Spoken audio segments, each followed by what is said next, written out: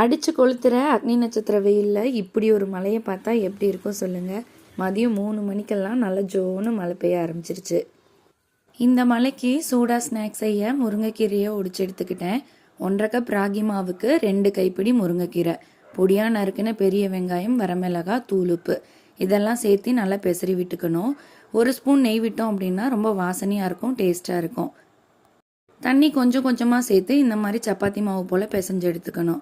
வாழை இலையில் கொஞ்சம் எண்ணெய் விட்டு பால் போல் உருட்டி தட்டி எடுத்தோம் அப்படின்னா நல்லா மெலிசாக வரும். மொத்தமாக தேய்ச்சி போட்டோம் அப்படின்னா சட்டுன்னு வேகாது. முருங்கைக்கீரை சேர்த்து இருக்கிறதுனால நல்லா வேக விட்டு தான் எடுக்கணும்.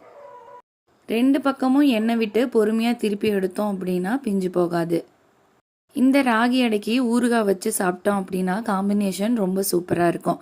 உங்களுக்கும் பிடிச்சிருந்தா ட்ரை பண்ணி பார்த்துட்டு கமெண்ட்ஸில் எப்படி இருந்ததுன்னு சொல்லுங்கள். வீடியோ பிடிச்சிருந்தா மறக்காமல் மழைக்காலம் சேனலை சப்ஸ்கிரைப் பண்ணிக்கோங்க.